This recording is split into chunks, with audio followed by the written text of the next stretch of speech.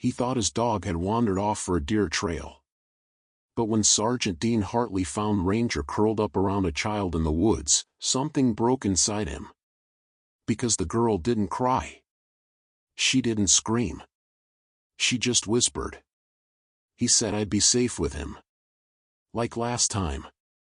Dean didn't know this girl. But his dog did. And what the girl said next made him drop to his knees.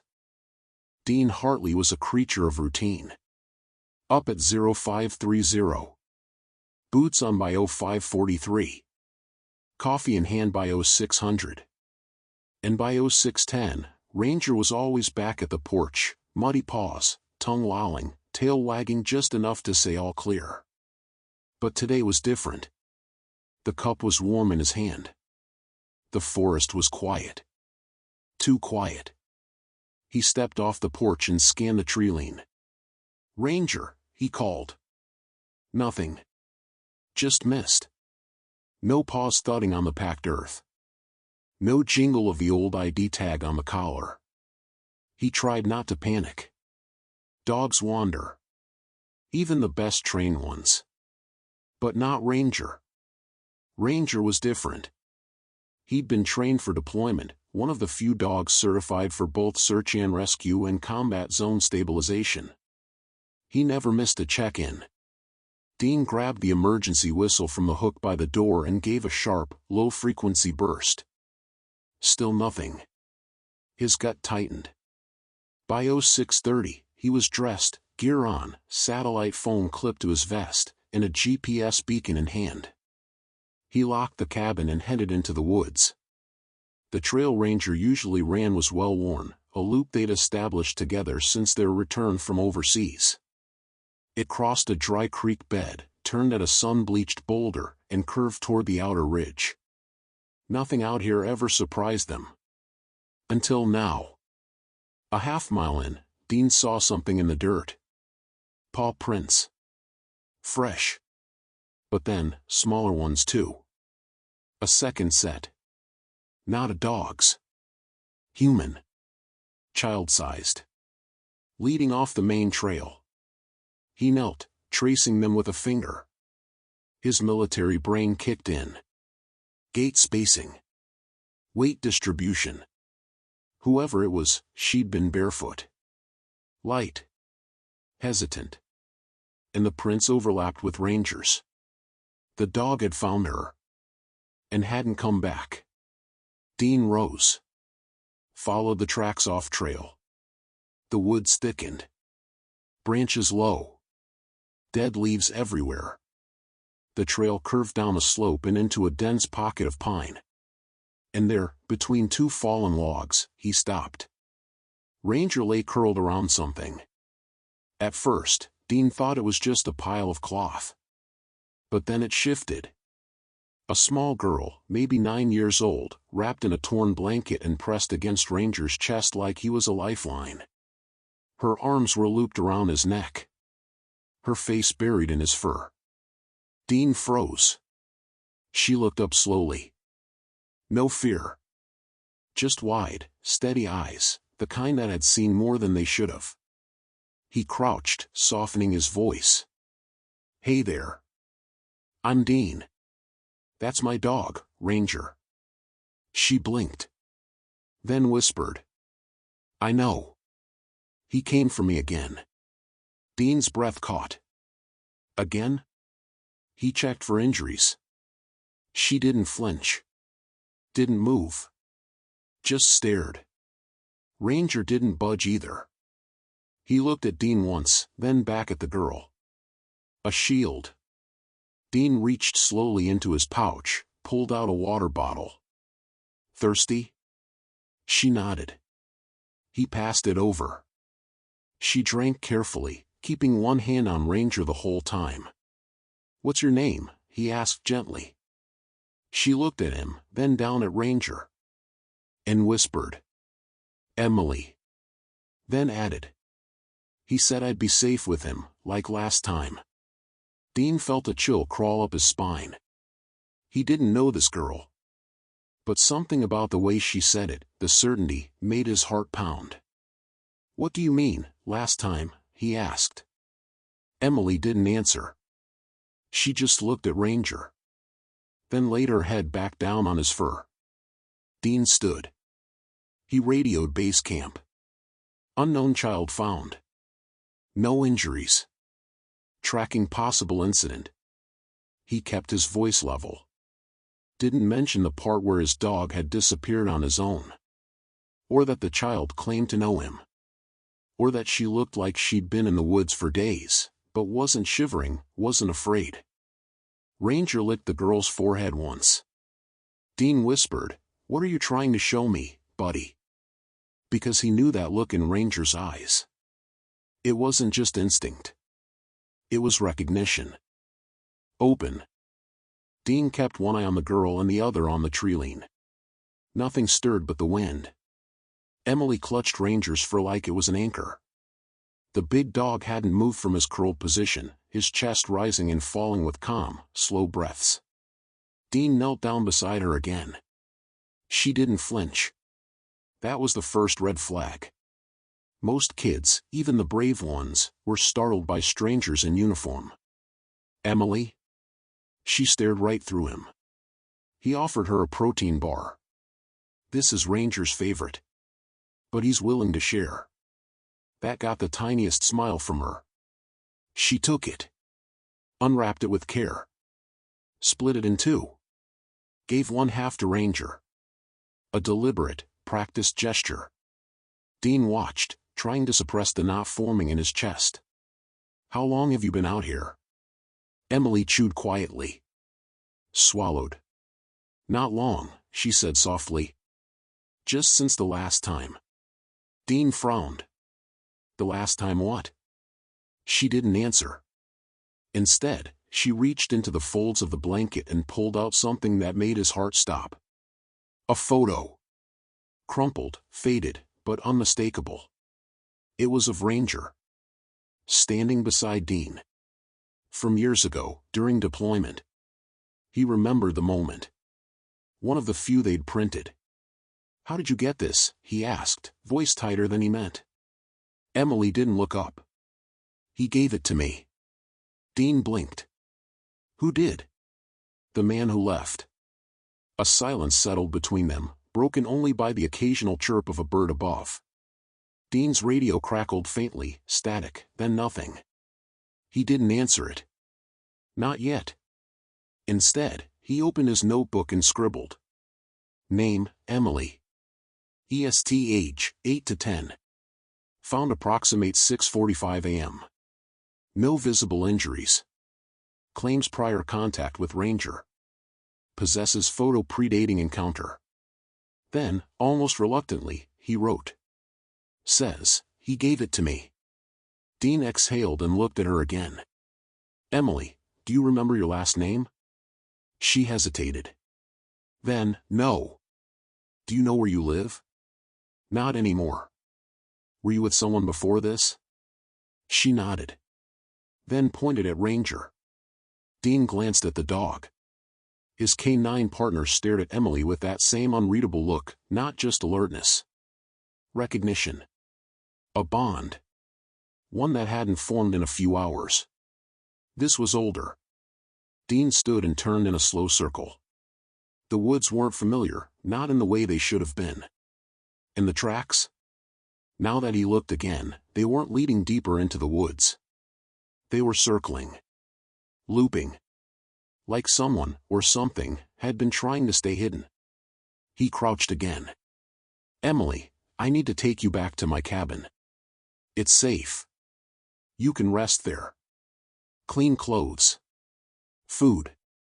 She looked at Ranger. Then nodded. Will he come too? Of course. They started walking slowly. Dean let Emily walk beside Ranger. Every time her steps faltered, he steadied her with a nudge. No leash. No commands. Just partnership. Like he was guarding her. Or guiding her. Maybe both. Halfway to the trail, Emily stopped. Dean turned. What is it? She pointed to a patch of moss. He was there. Dean crouched. Saw nothing at first. Then, a shoe print. Large. Deep. Recent. He scanned the trees again. Who was he? Emily lowered her voice. He told me to wait for Ranger. Dean didn't like this. Not at all. This wasn't just a lost kid. This was placed. And if someone had left her here knowing Ranger would find her, that meant they knew where Ranger lived. What route he ran. What time he left. This wasn't an accident. He picked her up. She didn't protest. Didn't cry. Just curled into his chest like she belonged there. Like she'd done it before. Ranger trotted ahead, tail low, ears rotating like satellite dishes. Alert. Focused. They reached the edge of the forest by mid-morning. Dean's cabin came into view, the porch, the empty leash still hanging by the door. Emily shifted slightly in his arms. I remember this, she whispered. Dean's heart skipped. You've been here? She didn't answer directly. Just said, the couch is red. And there's a map on the wall with pins. Both true. Both details he'd never posted online. Never shared. Dean unlocked the door. Let her walk in first. She stepped inside without hesitation. Went straight to the couch and sat. Ranger followed, then curled up beside her, as if they'd done this 100 times before. Dean stood in the doorway, stunned. Everything about this screamed impossible. And yet, here it was. He checked the perimeter. Secure. No movement on the trail. Then came back inside and sat across from her. Emily, have we met before? She looked down. Then whispered. Not you. But Ranger and I, we remember each other. Dean felt something shift inside him. The part of him that was soldier, the rational, trained mind, told him this didn't make sense. But the part that had lost sleep during deployments worrying about Ranger's odd behaviors. The part that remembered the night Ranger woke up from a dead sleep growling at a window no one else saw open. That part told him this wasn't the first time his dog had carried a secret. And now? That secret had a name. Dean stared at the pins on the wall. Each one marked a mission. A place. A name. A memory. But he couldn't find her in any of them. Not in Afghanistan. Not Syria. Not even in the base stateside where Ranger had once done trauma therapy for displaced civilians. Yet Emily knew the map. The couch. Ranger. It wasn't a coincidence anymore. He sifted through old files. Deployment notes. Debrief logs. Training schedules. Anything that mentioned civilians, child evacuees, special cases. But he came up empty. On the couch, Emily sipped hot cocoa slowly. Ranger's head rested on her lap. Dean watched them out of the corner of his eye. The way Ranger tracked her movement. Not like he was guarding. Like he was remembering. Dean's fingers hovered over a thick folder, labeled simply, OP, Fort Haven. He hadn't touched it in years. Didn't want to. It was the op that went wrong. The one no one wanted to talk about. He opened it. Dust clung to the plastic sleeves. Inside, photos of a rural village they were ordered to secure. A civilian evac. Midwinter. Intelligence had warned of landmines and sniper zones. The op had changed mid-air. Became extraction instead of escort. Dean had run point. Ranger had been with him. They got half the families out. The other half disappeared during a miscommunication. Disappeared meant forgotten. One blurry photo showed a child. Wrapped in a too-big coat, carried by another soldier. No name. Just the word shelter scribbled on the back. Dean looked closer. Brown. 2 of 2. You said. Continue. ChatGPT said. Here is the rest of Block 3, seamlessly continued and completed at 1,000 words total. Dean looked closer. Brown hair. Dirt-smudged cheeks. Eyes like polished glass. He flipped the photo over again. No name. No date. Just a black pen mark, one that looked like it had bled slightly in the cold. Emily stirred on the couch. Ranger shifted beside her. Dean looked back at the picture. It could be her. The age lined up. So did the face, mostly. But the real connection was Ranger. Dean grabbed a photo album off the shelf, one he hadn't touched since his discharge. Third page in, there it was.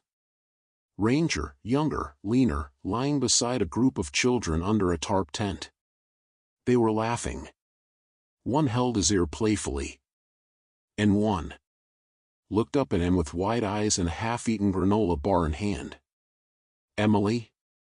Dean carried the album to the couch and sat across from her. He showed her the photo. Her reaction was instant. She pointed at the girl in the middle. That's me. Dean blinked. You remember this? Emily nodded. We were cold. Ranger let me sleep beside him. He didn't move all night. Dean's voice was cautious. This was Fort Haven. You were evacuated. What happened after? Emily looked down. I woke up alone. They said he was gone. That he wouldn't remember me. Dean felt something crack inside him. Because if that was true, then she had been one of the kids. And Ranger had known her. Even then. Emily looked back up. But I knew he'd come back. He promised. Ranger? She nodded without hesitation. Dean swallowed hard. Dogs don't make promises. But Ranger? He'd never let go of things easily. Dean had always chalked it up to training. Now he wasn't so sure. He flipped through the rest of the folder. Most of the pages were censored. Redacted. Coordinates blacked out. But one file caught his eye. Canine Assisted Retention Initiative. He froze. He'd heard whispers about it. They said it had been an experiment, pairing K9S with children suffering trauma, hoping emotional bonding would aid memory stabilization. They said it was canceled due to ethical concerns. But now Dean wasn't so sure it ever really stopped. He scanned the page. Subject ID, R217, Ranger. Pair bond initiated, child, age ESD 6. Condition, emotional trauma due to loss of family. Status, transferred. Bond suppressed. Suppressed? Dean felt the floor tilt under him. He stood. Walked to the kitchen. Splashed cold water on his face. Emily's voice came from the couch. They told me he was just a dog. Dean turned. She held the photo now. Her fingers on the page were steady. But I never believed them. Ranger walked over and sat beside Dean. Looked up at him. As if to say, you see it now? Dean knelt. Buried his hands in the fur he trusted more than any man alive. You didn't forget her. Ranger blinked slowly. Then nudged Dean's shoulder, firm, steady. Like pushing him forward. The phone on the counter buzzed. Dean checked it. No number. Blocked. He hesitated. Then answered. Static, then a voice. Distorted. Male. You have her. Dean's blood ran cold. The voice continued. She wasn't meant to resurface. Dean gripped the phone. Who is this? She wasn't supposed to remember. Neither was the dog. Click. Silence. Dean looked at Emily. She stared at him calmly. He's coming. Dean grabbed his gear bag. Not if I get to him first. Dean locked the cabin door behind him and stepped onto the porch. His boots hit the wood like a warning shot. The sun had dropped lower, pale gold rays cutting through the tree line. He adjusted the strap of his tactical vest and slipped the old headset into place. He hadn't worn this kit since active duty. But instinct had returned like it never left. Inside, Emily sat cross-legged on the couch, the photo album open in her lap. She wasn't frightened. Just watching. Like she already knew what was coming. Ranger sat beside her, tail curled around her feet, body blocking her from the windows. He was on full alert now. Ears sharp. Eyes wide. Every sound mattered. Dean did another sweep of the perimeter. Back of the cabin, the dry stream bed, the logging road beyond the tree line. Still nothing. But the call echoed in his ears. She wasn't supposed to remember. Neither was the dog. What did that mean? That someone had tried to erase her memory? Had planned for Ranger to forget too? Dean had heard rumors, experimental trauma suppression techniques, both pharmacological and behavioral. But to use them on a child? An AK-9? That was beyond unethical. That was criminal. He circled back to the porch and opened the lockbox beside the stairs. Inside, a weather-sealed case. He flipped it open. His sidearm. Ammo. Spare radio. An old flash drive labeled, archived, K9 retention logs. He hadn't seen it in years. Didn't remember keeping it. But it was there, like something buried had risen on its own. He stepped back inside and shut the door behind him. Emily looked up. "Is he coming tonight?" she asked. Dean didn't lie. "I don't know." She looked down. He always came at night before. That sentence chilled him. He crossed the room and sat on the floor across from her. Set the flash drive on the coffee table. "This might tell us who he is," he said. "But I need to ask you something." She nodded. Dean leaned forward. "Do you remember a place called Fort Haven?" Emily nodded again. "The house with the red door." Dean flinched. He remembered the red door. Painted by volunteers. Faded. Scorched at the edges after the explosion. That was when they'd lost half the evacuees. "Do you remember what happened after?" he asked. Emily looked down at Ranger. Her hand went to his collar. There was fire. And noise. And then, silence. She traced her fingers along the brass tag. "I thought I was gone." Dean stayed quiet. Let her speak on her terms. "But then he found me again. In a place that was dark. Underground. He pulled on my shirt until I followed him." Dean's chest tightened. Ranger had gone off mission once during that op, vanished for 2 hours. He came back bloody. Limping. Everyone thought he'd been caught in a trap. But what if he found her? And someone had covered it up? Dean ran a hand over his face. Sat back on his heels. Emily reached into the photo album and pulled something out from the back sleeve. A folded page. She handed it to him. "I drew it after they said he was gone." Dean unfolded it carefully. Crayon lines. Childlike shapes. A big dog beside a small girl. In the background, a building with no windows. Below it, written in faint pencil. "He came back. But they told me to forget." Dean stared at the words. And suddenly, it wasn't just about Emily. It was about every child shuffled through that place. And every dog repurposed or reassigned like they were hardware. "Ranger never forgot," he said quietly. She smiled. "No." He waited. The radio on the table hissed. Dean jumped up, flicked it on. Silence. Then, static, followed by a voice. Different this time. Calmer. Older. You've made this complicated, Sergeant Hartley. Dean's jaw clenched. Who is this? You still don't see it. That animal was not supposed to remember. Dean's hands curled into fists. She's not an animal. The voice chuckled. We weren't talking about the girl. Click. Dean turned. Emily and Ranger were watching him. She stood slowly. Walked to the window.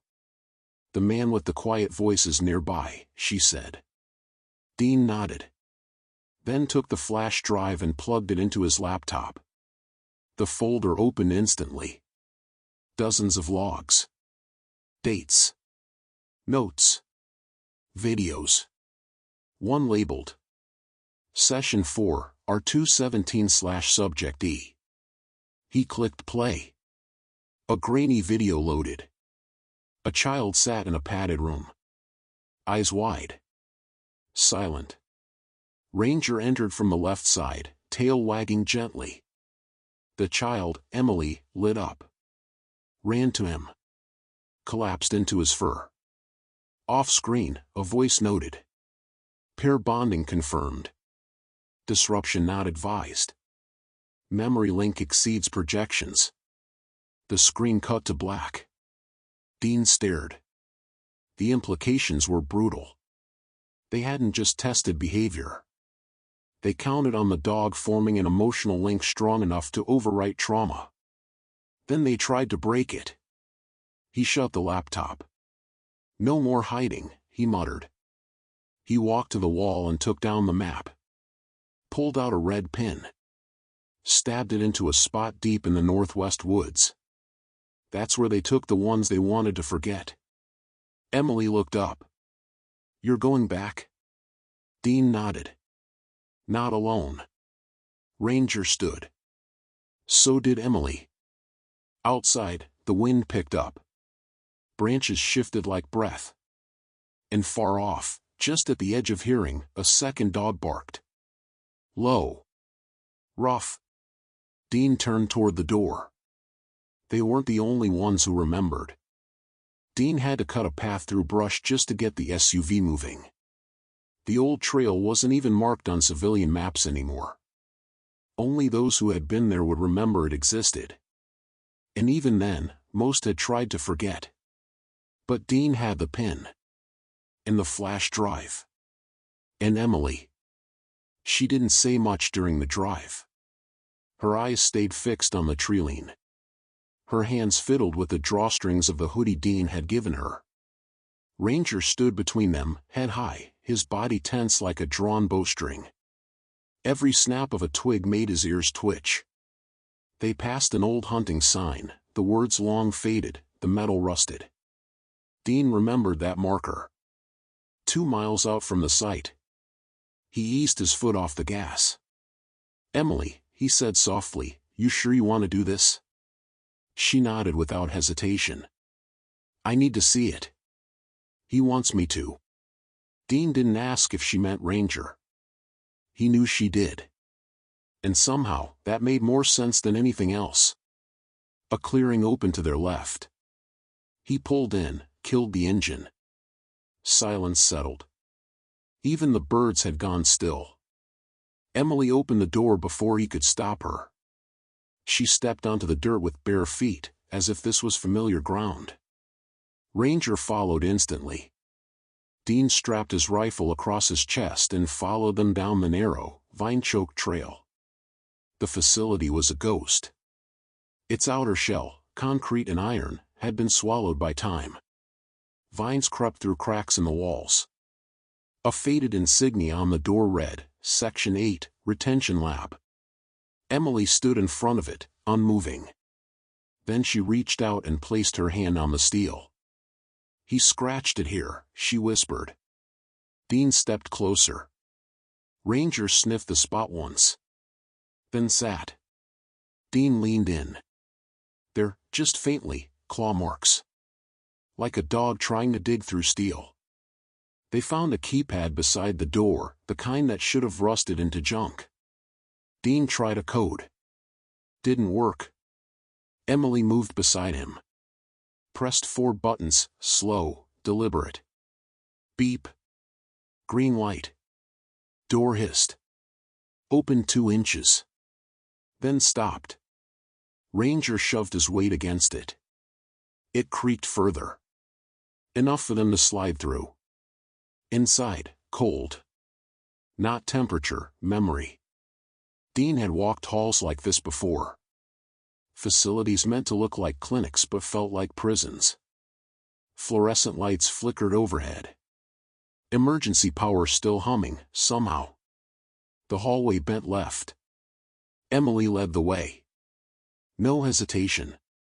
No doubt. Like her feet had memorized the floor. She stopped in front of a steel door with a faded 3 on it. Dean checked the lock. Unlatched. Emily reached forward and pushed it open. Inside, a small observation room. 2 chairs. A glass window. Behind the glass, a padded room. Empty now. Dean stepped closer. There was a drawing on the wall. Crayon. Faded. A dog. A girl. A red door. He swallowed. This was real. Emily walked over and placed her palm against the glass. I used to sing to him through this wall, she whispered. Dean checked the cabinet in the corner. Inside, dozens of labeled folders. Some names redacted. Others scratched out. One still intact, Subject E94. He opened it. Emily's intake form. Age, 6. Condition, post-traumatic dissociation. Bond subject, R217. Retention priority, high. Dean read the notes in the margins. Pair too stable to separate. Consider memory suppression trial.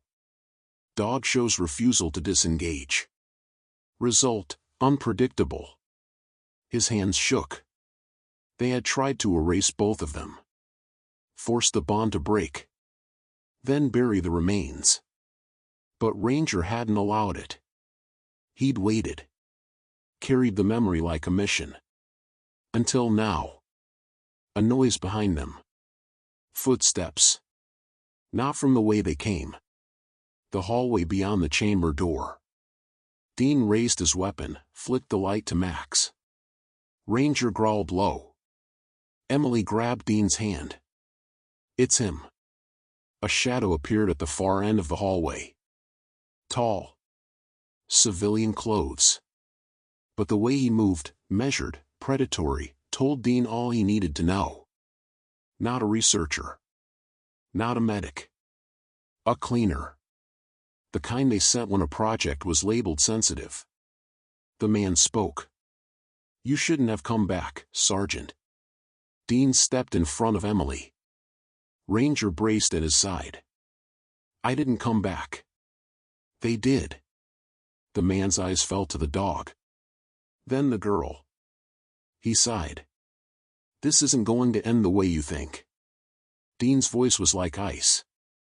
It already has. Behind them, Ranger let out a low, guttural sound Dean had only heard once, on a battlefield, cornered, protecting the wounded. The growl of a dog who remembers everything.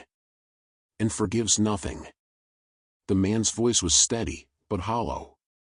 You have no idea what you're protecting. Dean didn't lower his rifle. Ranger's growl deepened, steady and low like a ticking clock. Emily clutched Dean's hand, staring at the man like she'd seen him in a nightmare once and never forgotten the shape of his shadow. Dean's mind raced. Every step had led them here. To this place. To this moment. You were in charge of the program, Dean said. The man nodded. I was tasked with making it work. Dean narrowed his eyes. You failed. The man didn't flinch. No. We succeeded too well. He stepped forward, not quickly, not threatening, but deliberate. Dean raised his weapon a half inch. Try me. The man stopped. The retention initiative was never about rehabilitation. It was about containment. Your dog formed a bond we couldn't control. So did others. He looked past Dean, directly at Emily. Her memory couldn't be broken. Not without breaking her. Dean felt a cold realization settle in. You tried to erase her. The man shrugged, shame or pride indiscernible. She wasn't the only one. Emily stepped out from behind Dean. Voice quiet, but clear. You said he wouldn't come back. The man looked genuinely surprised. You remember that? She nodded. And I remember you were afraid of him. The man tilted his head. I was afraid of what we made. He turned back to Dean. These dogs weren't just trained. They were conditioned, biologically paired. Their memories weren't erased. They were buried under layers of reprogramming. But Ranger? He pointed toward the growling dog. He resisted every attempt. Dean's jaw clenched. You turned therapy into a weapon. The man didn't deny it. We turned loyalty into a science. Silence fell. Dean didn't move. Then, why are you here? The man's eyes darkened. To finish what we started. Ranger stepped forward, placing himself squarely between Dean and the man. His body dropped into a stance Dean hadn't seen since deployment, protective, tense, ready. Emily didn't flinch. She placed her hand on Ranger's back. He didn't move. She looked the man dead in the eyes. You're afraid again. The man took a slow breath. Because this isn't about one dog. It's about the fact that he remembered. That she remembered. And if this story gets out. Dean cut him off. Then people might ask what else you buried. He took a step forward, rifle firm. Who you left behind. The man reached into his coat slowly. Dean tensed. But instead of a weapon, he pulled out a USB drive. Tossed it to the floor between them. It's everything, he said. Files. Logs. Video. From the entire project. Dean didn't move. Why give it up? The man's voice wavered. Because she's not the only one who remembers. Emily stepped beside Dean now. Then stop hiding. He looked at her, as if seeing her for the first time. Then nodded once. I stopped being proud of this work a long time ago. He turned to Dean. You'll need to go to Site 9. There's more there, more than just her story. Dean frowned. Where? Coordinates are in the folder. They burned most of it. But some stayed buried. Like her. He looked down at Ranger. And like him. Dean lowered the rifle, just slightly. You're not walking away. The man nodded. I don't intend to. From behind him, a second voice echoed down the corridor. I'll take him. A woman in military fatigues stepped into view, weapon slung, badge visible. Sid. Dean stepped back in surprise. You followed us. She nodded once. Monitored. We needed confirmation. You gave us more than that. She cuffed the man without resistance. Then turned to Dean. What you have, the girl, the dog, the logs, they'll open the investigation we couldn't launch before. Dean looked at Emily. Then at Ranger. Then back at the woman. And what about them? She paused. Then, they go home. No one touches them again. Emily looked relieved. But not entirely. Because she knew something was still missing. Dean could see it in her eyes. There's more, isn't there? He asked. Emily nodded. Not here. But close. The CID agent stepped back. I'll make the call. Secure this place. You get her to safety. Dean looked around the hallway once more. Flickering lights. Ghosts and steel. Then he picked up the USB drive and pocketed it. "Come on," he said softly. Emily placed a hand on Ranger's back. And together, they walked out of the hallway they were never meant to return to. Outside, the night air was sharp. Clean. Dean glanced at the tree-line. For the first time, it felt like the forest had exhaled. Ranger padded to the SUV and sat. Emily climbed into the back without a word. Dean shut the door behind her and stood still for a moment. Then he whispered, "You did good, buddy." Ranger blinked at him. Tail thumped once. As Dean started the engine, Emily spoke quietly from the back seat. "There's a cabin. Off the next ridge. He took us there. The ones they didn't bring back." Dean met her eyes in the mirror. "You're ready to go back?" She nodded. "Some of them might still be waiting." Ranger let out a soft huff, a sound that almost sounded like agreement. Dean faced forward. Shifted into gear. "We'll bring them home." The road had turned to gravel. Then gravel turned to dirt. Then the dirt turned into memory. Dean kept the headlights off as they crept up the trail. The SUV's tires rolled slow and careful over roots and soft moss. The sun was nearly gone, and the trees stood like quiet sentinels on both sides. In the back seat, Emily leaned forward. "There." Dean squinted through the windshield. A small cabin, half hidden by trees. The roof sagged. The wood was warped with age and rain. But it was intact. Emily whispered, "This is where they brought us when we failed the test." Dean parked 100 feet back. He unbuckled silently, reached for his rifle, but didn't shoulder it yet. Ranger hopped out first, sniffing the air, ears rotating like radar dishes. Emily stepped out slowly. She wasn't trembling. She wasn't even hesitant. She was remembering. Dean locked the vehicle and walked behind her, scanning the perimeter. Birds had gone silent again. The forest seemed to bow around the place, like it remembered, too. The front door was slightly ajar. A strip of yellow tape, long since weathered, clung to one corner of the doorway. Dean reached for it. Paused. "You sure?" Emily nodded. "I left something here." He pushed the door open slowly. It creaked, loud, hollow. Inside, the room smelled of dust and old wood. And something else. Faint. A smell he couldn't name, but one Ranger clearly recognized. The dog growled once. Then entered without hesitation. Dean followed, sweeping his flashlight across the room. A bunk bed on the left wall. Blankets still folded at the base. A small table. Cracked linoleum tiles under their feet.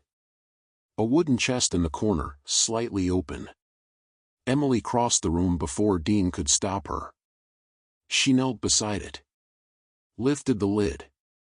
Inside, drawings. Dozens. All done in crayon or pencil. Some childlike.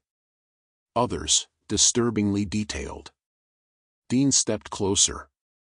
One drawing showed a man in a lab coat behind glass. Another showed children behind a chain-link fence. One had words scrawled in bold letters. "We weren't broken." Dean's chest tightened. Emily pulled a folded page from the very bottom. It was torn. Faded. But her fingers traced it like she knew every line. "What is it?" Dean asked. Emily held it up to the lantern light. A list. 7 names. Some first only. Some partial. Her own circled in red. Dean leaned in. Beside each name was a mark. X, check mark, question mark. Emily's was a question mark. She looked up at him. "They didn't know what to do with me." Dean reached into his jacket and pulled out a plastic folder from CID, records from the flash drive. He unfolded a map, overlaid with facility sites. Section 8 was circled. But a second circle, farther out, was labeled Holdover Cabin, Tier 2 candidates. This place. They'd kept kids here. Those who didn't fully forget. Didn't fully break. Emily was one of them. And maybe, she wasn't alone. Ranger began pacing. Not frantic, searching. Sniffing the corners, pawing once at a floorboard. Dean knelt where the dog stopped. A soft spot beneath the old carpet. He pulled it back. Pried at the floorboard with a multi-tool. It popped free. Underneath, a small compartment. Inside, a sealed bag. Dean opened it. Photographs. 3 of them. Each one showed a different child with a dog. Same background. Same fenced area. The same laminated tag visible on the dog's collar in all 3. Project R series. Dean flipped the photos over. Date stamps. All within a month of each other. All 5 years ago. Emily's fingers grazed the last photo. That's Eva. Dean turned. You knew her? She used to sing to me when I couldn't sleep. Her voice dropped. But they said she didn't respond to the procedure. Dean closed his eyes for a moment. He'd heard language like that in war zones, when procedure meant removing someone quietly. He opened them again. If there's a chance she's still alive. She's not here, Emily said. But someone is. Ranger let out a low bark from the other room. Dean spun. Emily didn't flinch. They followed the dog into the back, a short hallway leading to what looked like a pantry. Dean stepped in, rifle raised. Empty. Then Ranger pawed the wall. Scratched once. Then again. Emily moved forward. There was a seam in the wood. A false panel. Dean pressed against it. Click. It opened. A crawl space. Cool air drifted out. No light. Dean turned on his flashlight. The beam landed on a mattress. A pillow. And a set of eyes. Wide. Scared. Watching them. A girl, no older than 8. Frozen. Clutching something in her arms, a small stuffed bear, stitched crudely, one eye missing. Emily knelt instantly. It's okay, she whispered. Dean lowered the rifle. Ranger stepped forward, slowly, ears low, posture calm. The girl didn't retreat. She blinked. Then crawled forward. Emily reached out. They touched hands. She never left, Emily whispered. Dean stepped back, heart pounding. They weren't just uncovering evidence. They were uncovering survivors. One child still here. How many more had been written off? How many more had remembered, even after being told to forget? Emily helped the girl out of the crawlspace and wrapped her in a blanket from the chest. Ranger sat close, protective as ever. Dean radioed in coordinates. Target secured. Possible second survivor located. Request extraction team. The voice on the other end confirmed. ETA, 30 minutes. As they waited on the porch, the sky deepened to navy. Stars began to prick the sky. Emily sat with the girl nestled beside her, both wrapped in a single coat. Dean leaned against the railing. Ranger lay at their feet, eyes scanning the trees. Emily looked up at Dean. She knew he'd come too. Dean smiled faintly. Ranger? She shook her head. All of them. The rumble of the extraction vehicle broke the silence just before midnight. Emily stood slowly as its headlights cut through the trees. The girl beside her, still unnamed, gripped her arm tighter but didn't run. Ranger rose too, positioning himself like a wall of fur and muscle between them and anything that moved. Dean stepped into the clearing and raised a hand. 2 uniformed agents emerged. One was the same CID officer who'd arrested the man in the hallway.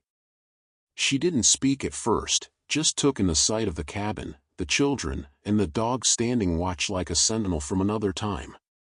"You found her," she said quietly. Dean nodded. "She never left." The agent looked down at her tablet. Records indicated this cabin was decommissioned. No heat signature, no reported activity for 5 years.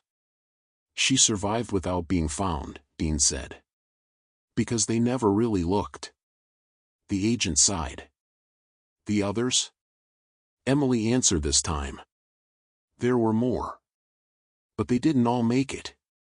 The second girl hadn't spoken a word since emerging from the crawlspace. But she never let go of Emily's hand. Dean crouched beside her. "Do you remember your name?" She blinked once. Then shook her head. Emily leaned in and whispered something in her ear. The girl nodded. Looked at Dean. Then at Ranger. And then did something none of them expected. She reached into her coat and pulled out a small, rolled slip of paper. Dean opened it carefully. It was a torn fragment of an official document. Partially burned. But legible. At the top, our 219/evaluation termination notice. Dean's blood chilled. "This was another dog," he said. The agent confirmed. "One of the follow-up pairs. The others were reassigned after the program was shuttered." "Some weren't." Dean stared at the paper. This wasn't just data. It was evidence of cover-up. Of erasure. Emily stood now beside the girl. "She waited here," she said. "Not because she didn't want to leave. But because she thought he might come back." Dean realized the stuffed bear the girl still clutched had something stitched to it, a brass tag from a collar. R219. Ranger walked up slowly and touched his nose to the bear. The girl's grip loosened, just a little. The connection was clear. Even if her dog never made it back, Ranger had come.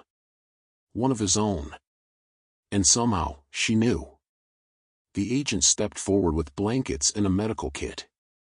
"We'll get them processed safely," she said. "Their names, histories, anything we can recover." Dean didn't move. "They don't need to be processed. They need to be heard." The agent paused. "I agree. But you understand this goes far beyond recovery now." Dean nodded. "It's why I'm coming with you." She frowned. "That's not procedure." Dean held up the flash drive from earlier. "This isn't about procedure anymore." She took it from him. Examined it. "You realize what this contains could dismantle the careers of half a dozen directors." Dean looked at the girls. Then Ranger. "Good." The other agent guided the girls to the back of the vehicle. Emily turned as she reached the step. "She's scared of buildings." Dean walked over and crouched beside the second girl again. "You don't have to go yet. But this place isn't safe anymore." She didn't look up. Just reached into her coat one more time and pulled out a key. Old. Rusted. Attached to a laminated tag, "R Control/Sector 9. Dean stared at it. Then at the agent. "You know what this is?" She nodded slowly. "The final control wing. That was the center of the entire program." Emily looked up at Dean. "That's where they trained us to forget." The girl had remembered enough to hold on to this. All these years.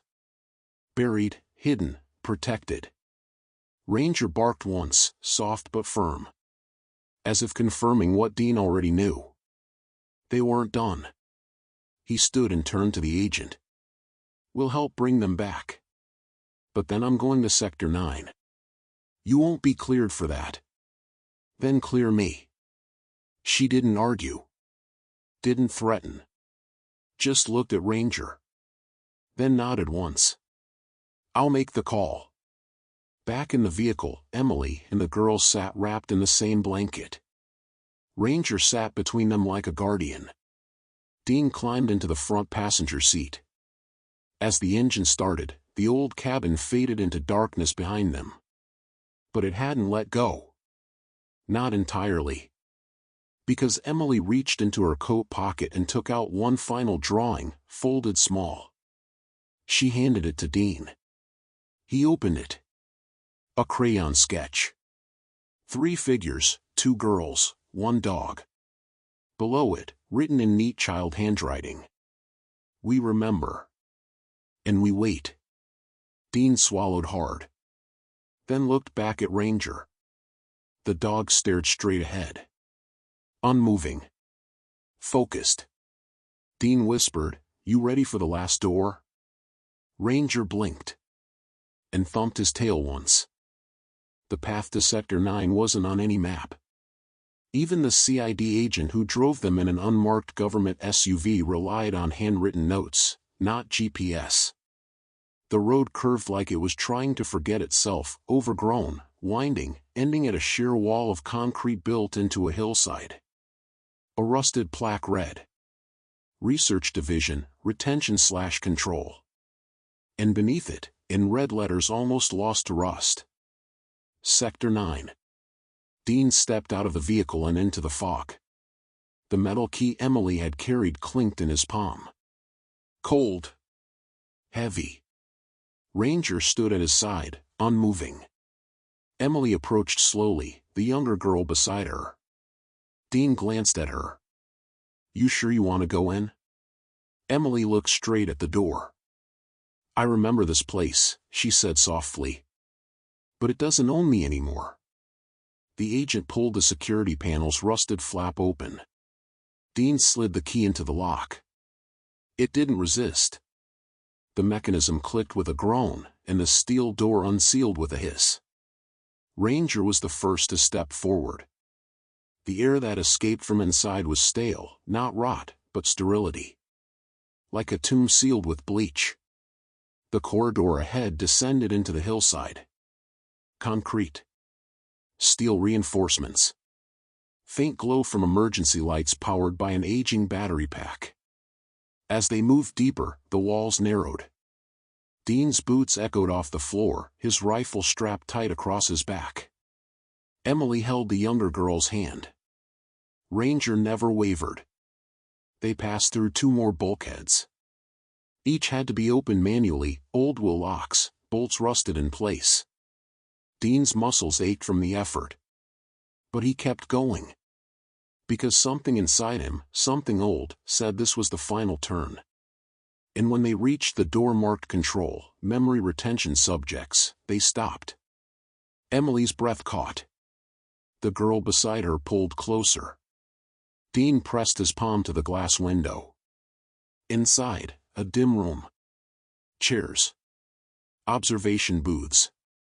A giant whiteboard covered in scrawled notes, dates, subject IDs. One section circled in red. Pair 217, immune to dissociation. Dog unresponsive to suppression. Dean's chest tightened. They had flagged Ranger. Not because he failed. Because he resisted. Ranger sat, staring into the room.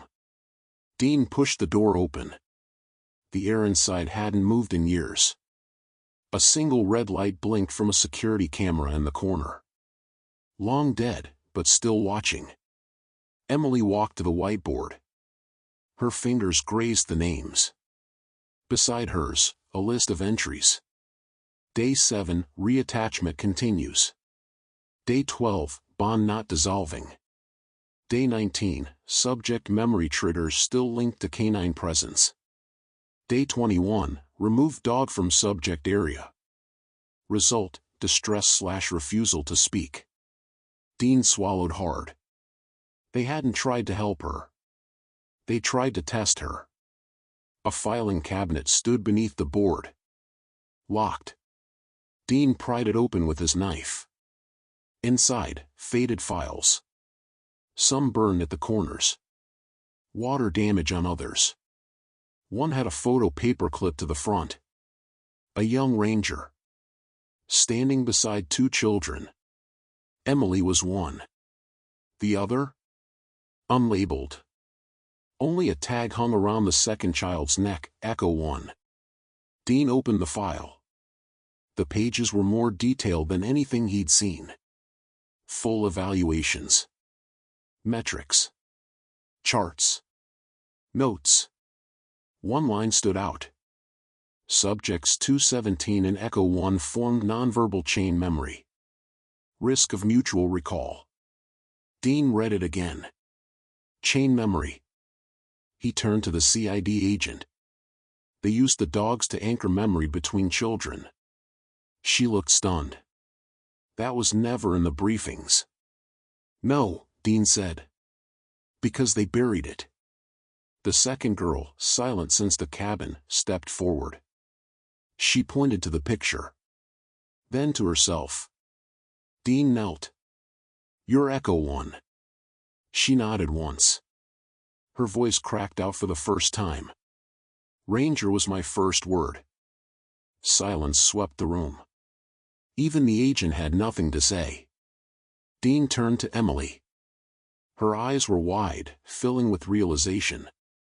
We weren't just bonded to the dogs, she whispered. We were bonded to each other. The fragments made sense now. The memories that echoed through drawings. Through songs.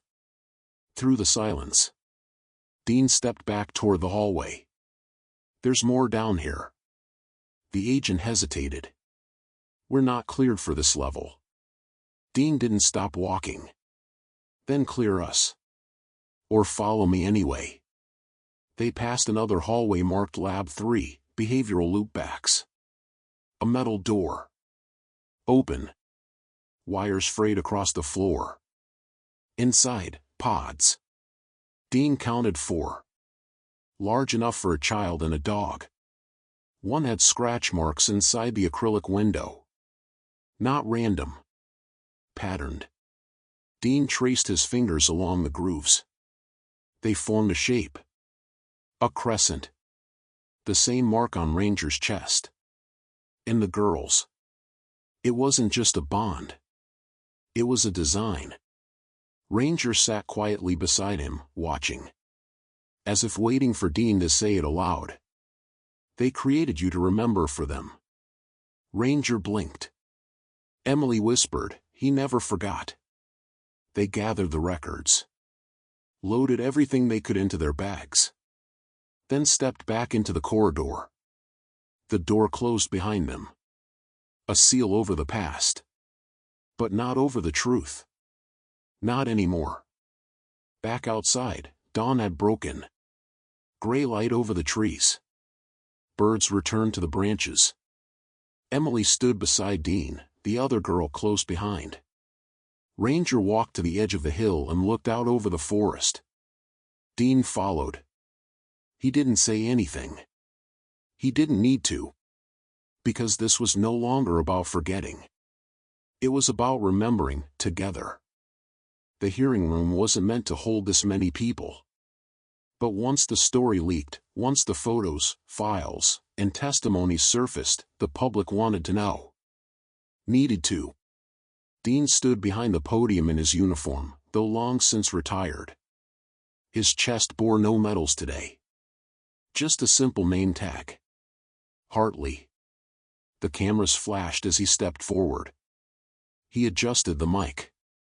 Breathed once. And began. I didn't come here to accuse, he said.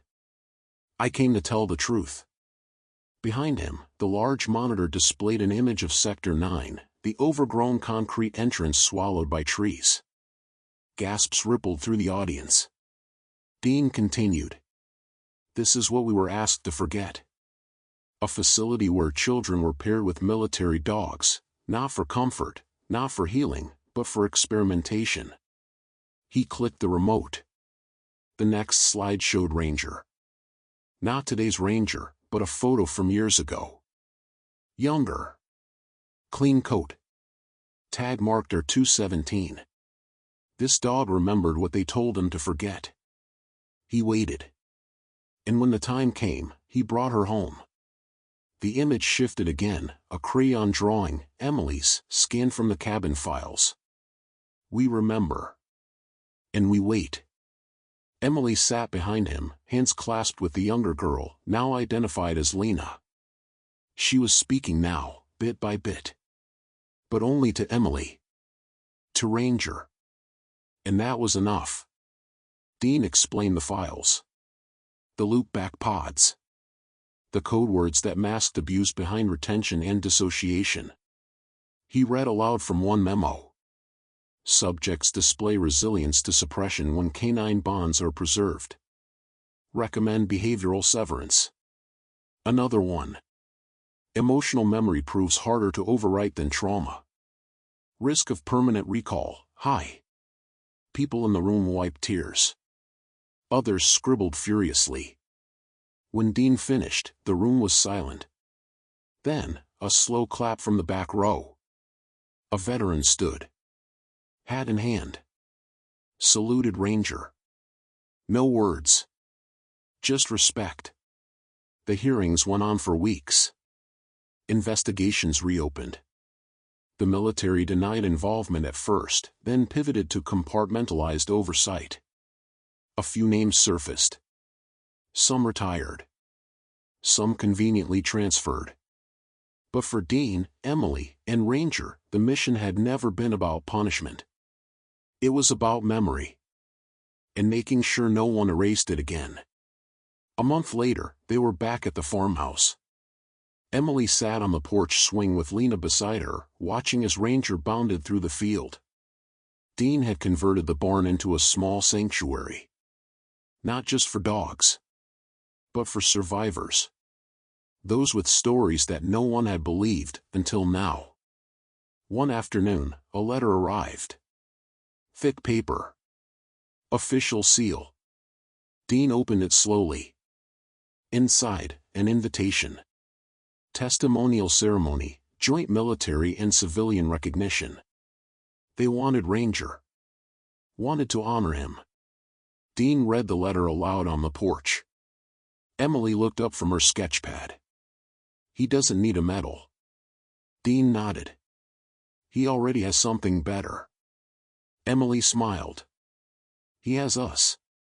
Later that evening, they sat by the fireplace. Lena slept upstairs. Ranger lay at Dean's feet, eyes half closed. Emily sat across from him, sketching again. Dean held a folder of clippings, articles, editorials, government releases. He closed it gently. You know this doesn't erase what happened, he said. Emily didn't look up. No. But it makes it matter. They sat in silence for a while. Then Emily flipped her sketchbook around. A new drawing. Ranger in the center. Dean on one side. Emily and Lena on the other. The background, not a lab, not a cabin. A field. A home. Life after memory. Dean smiled. Looks like a good ending. Emily nodded. But not the last chapter. Because she had plans now. A foundation. Echo one, for those who remember. To find and help others like her. Others like Lena. Others who'd been told to forget. But still held on. A year passed. Then two. The farmhouse grew into something more. Survivors came.